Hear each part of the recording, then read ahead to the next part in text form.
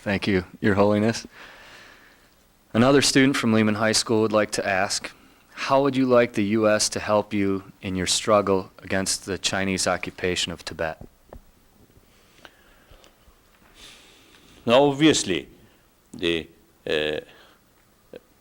Tibetan culture, unique cultural heritage,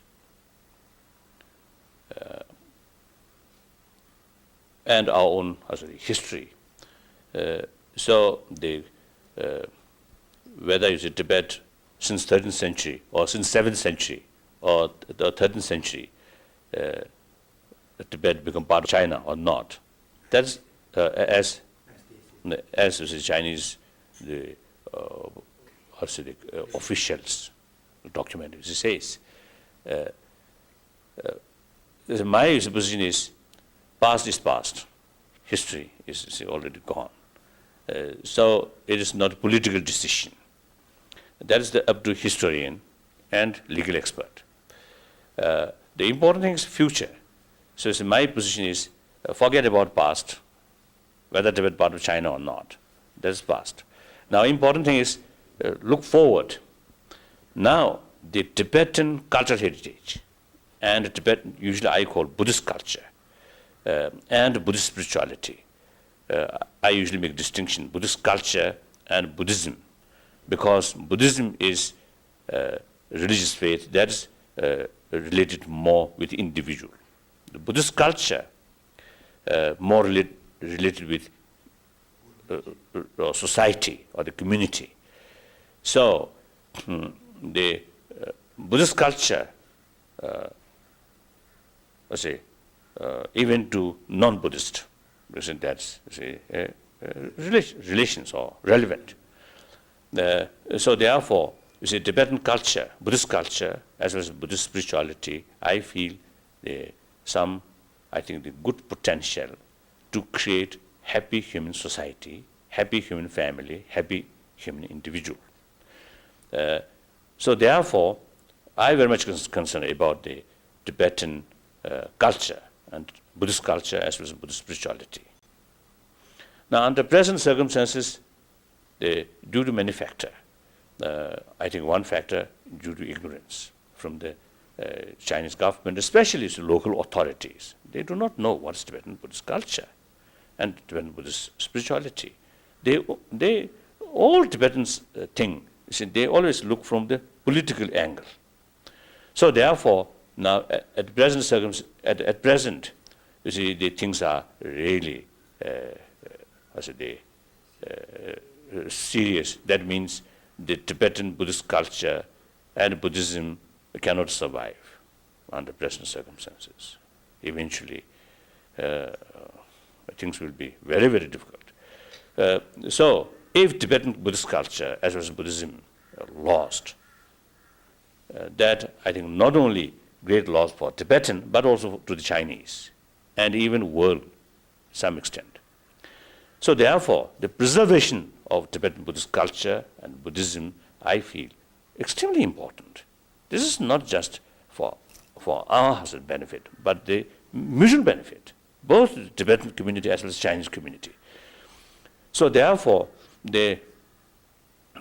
in order to achieve that, I feel, I have full conviction, if we Tibetan get meaningful self-rule, genuine autonomy,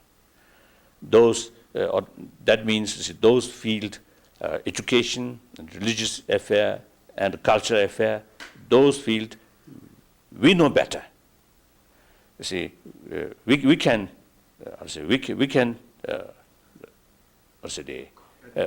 carry all the activities regarding these fields. Then other field, the material development, the industrialized, or these things, the Chinese brothers sisters have more experience. Let them carry. So that's my and foreign affairs and defense. So that is my the idea. Is my thinking. So that usually I call middle way approach. Theoretically speaking, should be acceptable to the Chinese government as well as our own people. This is my feeling.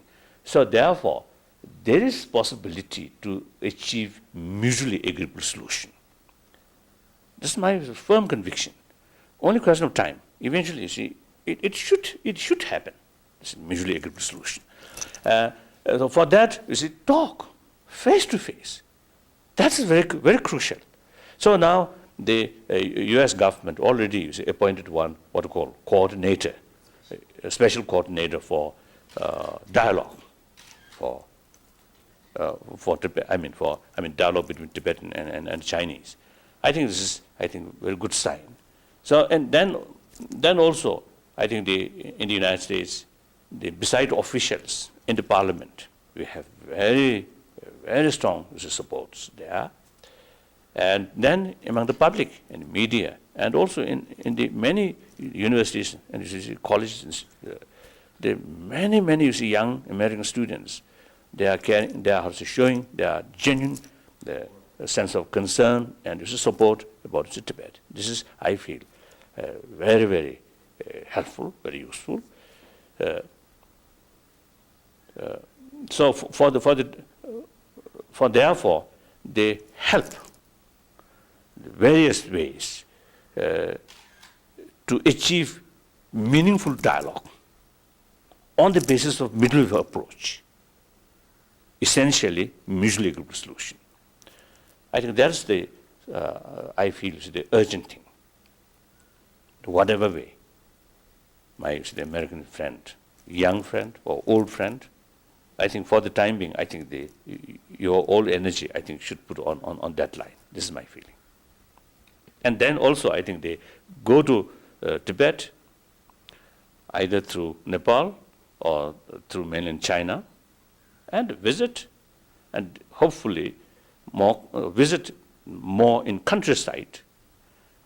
Then you can see the ecology problem as well as the culture problem, and also the demographic problems you can see, and then make clear to the world and also to our Chinese brothers and sisters. That's, I think, very, very important. As I mentioned earlier, one of the factor is the ignorance.